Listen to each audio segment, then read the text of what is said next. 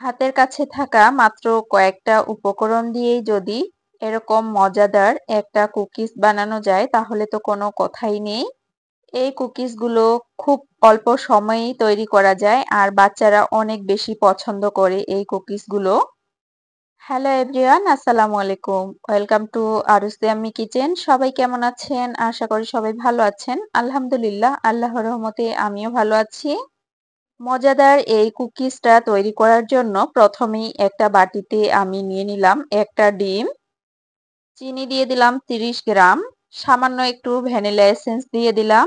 এবারে ডিম আর চিনি হ্যান্ড উইক্সের সাহায্যে ভালোভাবে মিশিয়ে নিব। যতক্ষণ না পর্যন্ত চিনি গলে যায় ততক্ষণ পর্যন্ত মিশিয়ে নিব।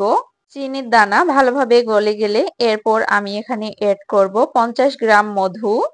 আজকের এই মধু আমি তারুণ্য হানি পেজ থেকে নিয়েছি। আপনারা যারা লিচু ফুল, সরিষা ফুল আরো বিভিন্ন ফুলের মধু নিতে চান অবশ্যই তারুণ্য হানি পেজে ইনবক্স করবেন। সয়াবিন তেল দিয়ে দিলাম 40 মিলি, সামান্য একটু লবণ দিয়ে দিলাম। এরপর আবারও সবকিছু হ্যান্ড উইক্সের সাথে ভালোভাবে মিশিয়ে নিব। এরপর অল্প অল্প করে আমি এখানে ময়দা এড করব।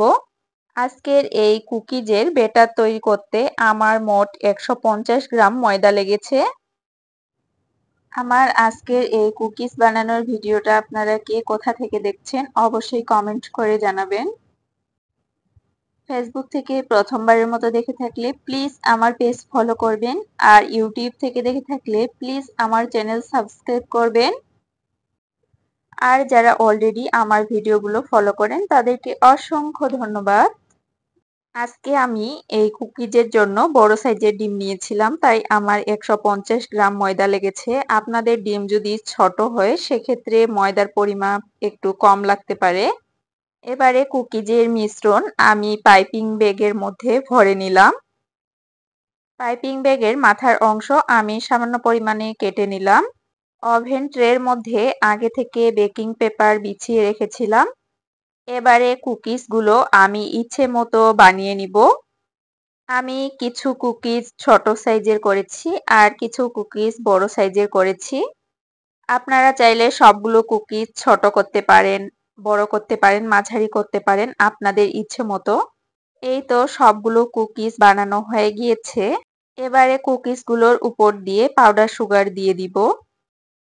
আজকের এই কুকিজগুলো আমি ওভেনে বেক করব। আগে থেকেই ওভেন প্রিহিট করে নিয়েছি। এবারে এই কুকিজগুলোকে আমি 180 ডিগ্রি সেলসিয়াসে 7 থেকে 8 মিনিট বেক করতে দিব। ফিরে আসলাম 8 মিনিট পর। এর মধ্যে কুকিজগুলো কিন্তু খুব সুন্দরভাবে বেক হয়ে গিয়েছে। আমার ওভেনে আজকের এই কুকিজগুলো বেক করতে সময় লেগেছে 8 মিনিট। তবে আপনাদের ওভেনের ক্ষেত্রে সময়টা একটু কম অথবা বেশিও লাগতে পারে। এই কুকিজগুলো খুব বেশি শক্ত না, এই কুকিজগুলো হালকা নরম টাইপের হয় আর বাচ্চারা খুব সহজেই এই কুকিজগুলো খেতে পারে। তাই দেরি না করে এখনই আপনাদের বাচ্চাকে ঝটপট বানিয়ে দিন এই মজার কুকিজগুলো।